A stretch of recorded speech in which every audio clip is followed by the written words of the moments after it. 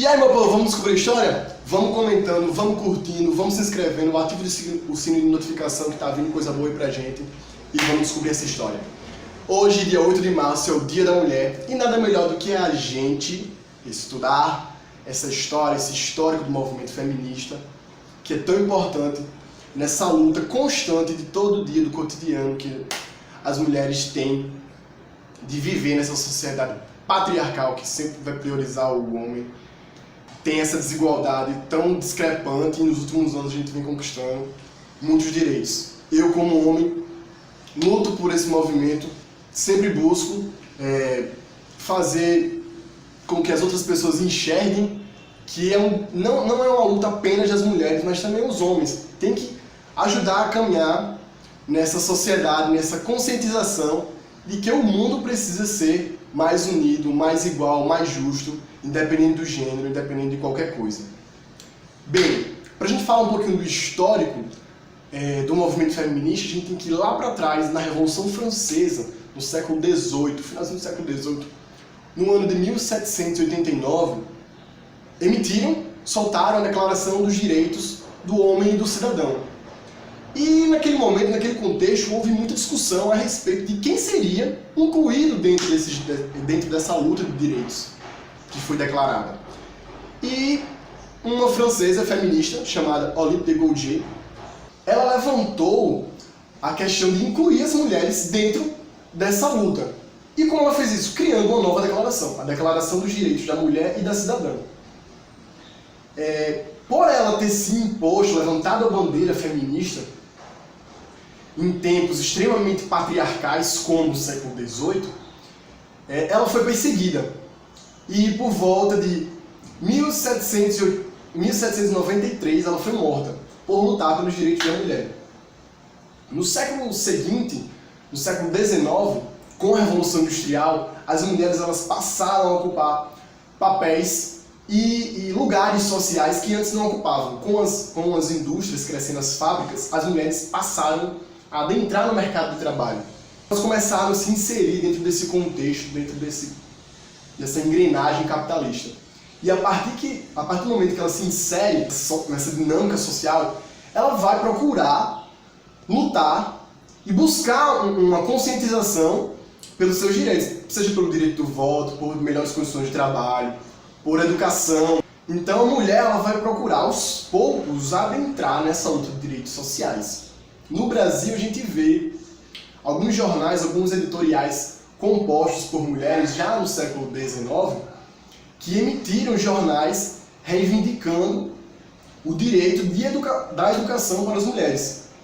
E no início do século XX a gente vai ver algumas mulheres como Berta Lutz, que ela vai, juntamente com outras, buscar o direito do voto para a mulher, o direito político, de exercer uma escolha política para as mulheres. E ele vai ser conquistado por volta de 1932. E nas décadas seguintes, dentro do contexto brasileiro, 40, 50, houve um pouco de otimismo, porque as ideias que flutuavam no Brasil eram progressistas. Só que com a chegada da década de 60 e com o regime militar explodindo, isso tudo foi comprimido. E essa opressão, essa compressão, essa repressão insuflou as mulheres a lutarem cada vez mais pelos seus direitos, a ocupar um lugar de luta, de conquista dentro da sociedade. E no ano de 1975 a ONU ela decretou o Ano Internacional da Mulher. Isso foi um marco extremamente importante para a luta feminista, porque a partir daí os coletivos, as manifestações, os movimentos sociais feministas começaram a ganhar corpo na luta pelos seus direitos.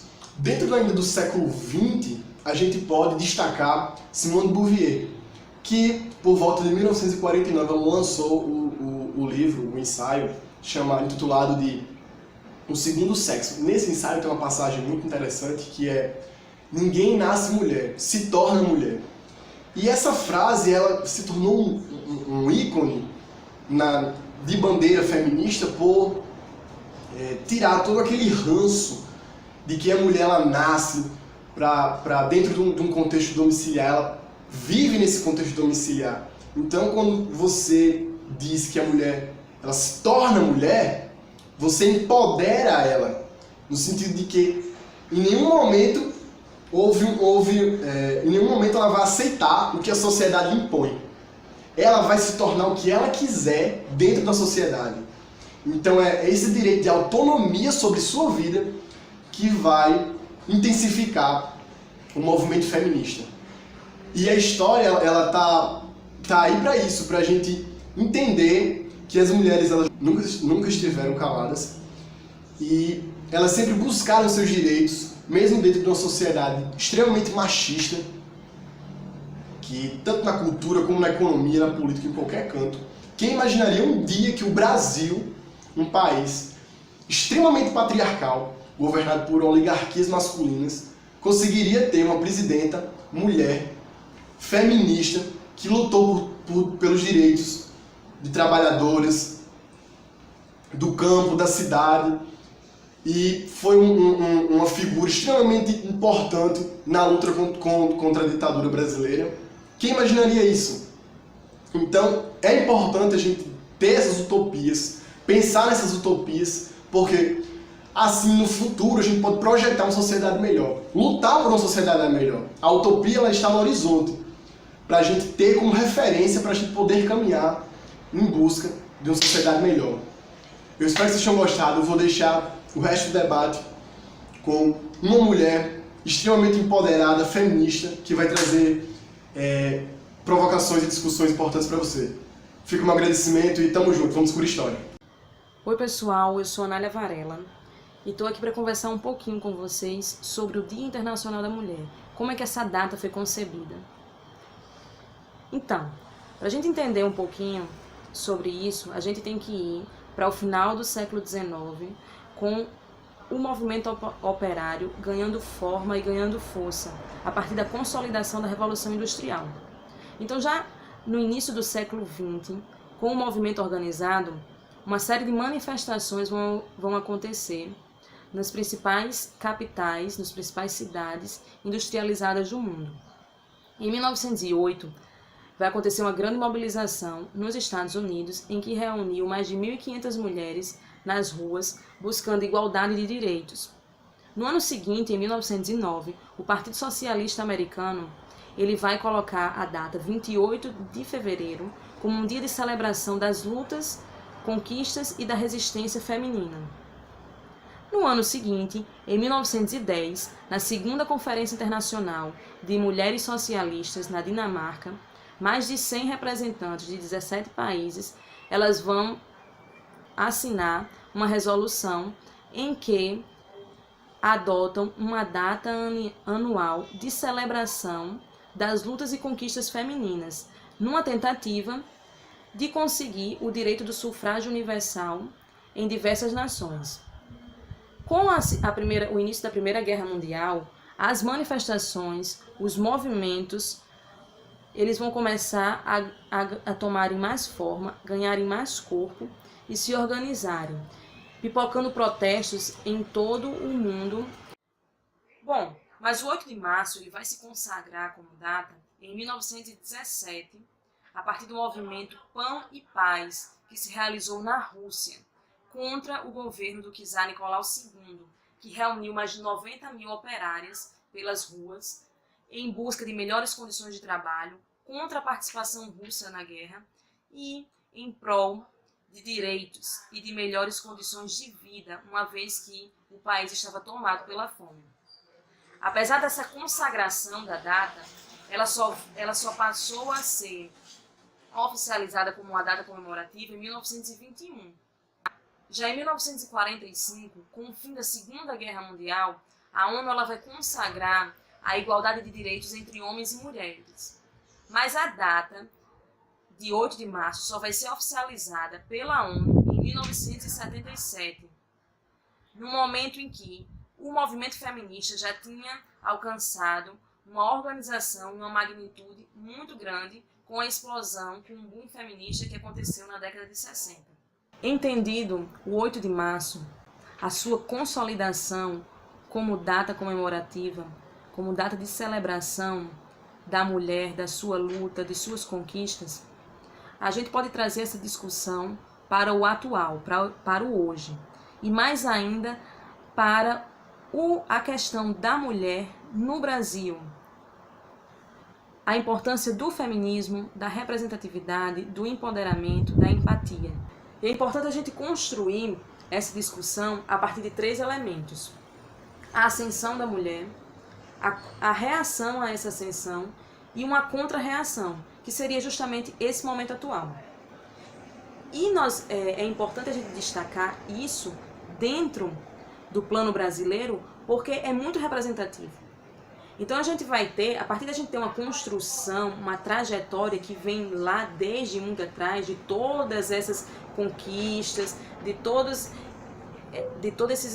esses momentos que foram necessários para que os direitos das mulheres fossem consolidados, para que houvesse organização, para que houvesse representatividade.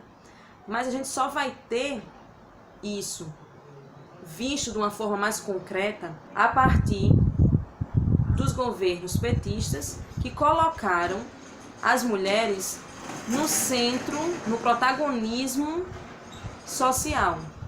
Então a gente vai ter políticas públicas como o Bolsa Família ou Minha Casa Minha Vida, por exemplo, em que as mulheres eram os principais elementos, eram os que estavam em liderança, são os que estão em liderança. Então a mulher deixa de ser uma coadjuvante nessa construção de sociedade e nesta forma de se colocar dentro da sociedade e passa a ser um sujeito ativo, protagonista dentro dessa organização social. Com a eleição de Dilma em 2010, isso aí vai ser maximizado, porque a gente vai ter uma mulher sendo eleita primeira presidenta da República do Brasil. E mais do que isso, a gente vai ter, além da questão de ter a mulher, a figura dela como primeira presidenta da República, a gente vai ter toda a biografia desta mulher. E isso é muito representativo. No momento em que mulheres estavam galgando novos espaços, no momento em que a ascensão feminina estava acontecendo, que mulheres estavam ocupando mais postos importantes, que o acesso à educação foi alargado. Então, todos esses fatores unidos à questão de ter não só uma mulher na presidência da República, mas ter a figura de Dilma Rousseff na presidência da República e toda a sua biografia, é muito importante, porque ela empodera muito mais. Porque você tem uma mulher que lutou contra a repressão da ditadura, que foi presa, torturada, uma mulher que após sair construiu toda uma trajetória de sucesso intelectual, de sucesso profissional, de sucesso pessoal. Então ela é uma mulher que quebra barreiras. E o exemplo dela faz com que, dentro da sociedade brasileira, mulheres queiram quebrar barreiras. Mulheres se sintam fortalecidas para atingir novas posições, novos postos, não ter limitações. Porque a sociedade patriarcal, a sociedade machista, ela poda as mulheres, ela poda os sonhos, ela limita os caminhos. Então, você ter esse exemplo e essa representação na figura de uma mulher como Dilma Rousseff é muito importante. E isso tudo, lógico, dentro de todo um contexto político, social, econômico, de conjuntura mesmo, internacional até, você vai ter o elemento do machismo sendo central, da misoginia e do machismo, sendo central na queda dessa mulher. Ou melhor, numa tentativa de queda. Então, apesar da consolidação do golpe, a gente tem a figura da Dilma intacta. Porque apesar dela ter caído, o poder ter quebrado, a estrutura de poder ter sido quebrada ali, a figura dela continua intacta. Porque os fatos que giram em torno da figura dela são muito fortes e são muito coerentes. Então, a gente vai ter o quê? a queda do poder, mas não a queda do que ela representa. O que ela representa permanece e permeia a sociedade. Então, essa reação contra a ascensão feminina, representada pela Dilma, aqui a gente fazendo esse recorte, a gente vai ter que essa reação, ela não consegue conter a ascensão, justamente porque a contra-reação que existe por essa representação permear pela sociedade, ela não deixa. Porque é o feminismo que vai se opor ao conservadorismo. O feminismo vai ser uma das principais oposições a isso. E o movimento feminista, ele vai ser muito importante porque ele passa a perpetrar na sociedade. Uma sociedade que tem dificuldade, muitas vezes, de assimilar o feminismo. As mulheres têm dificuldade de assimilar o feminismo, porque as mulheres estão dentro de um patriarcado em que a narrativa, ela escanteia o feminismo, ela coloca o feminismo como sendo algo extremamente radical, que coloca o feminismo contra os homens, quando na verdade o feminismo ele está todo pautado numa busca de igualdade, numa busca de direitos. Então essas narrativas, elas são colocadas exatamente para isso, para dificultar a assimilação de conceitos que possibilitem uma evolução social, que possibilitem a quebra do patriarcado. Bom, e para finalizar, é importante que a gente assimile esses conceitos, assimile o feminismo, assimile a representatividade, a empatia. Então é isso, pessoal. Foi um prazer participar aqui com vocês do Descobrindo a História. Que esse 8 de março possa trazer muita reflexão para todo mundo, para que a gente se construa no futuro uma sociedade pautada em paz, igualdade social, respeito e justiça. Então valeu, se inscrevam no canal, sigam nossas redes sociais, curtam, compartilhem, divulguem, que o projeto está só iniciando.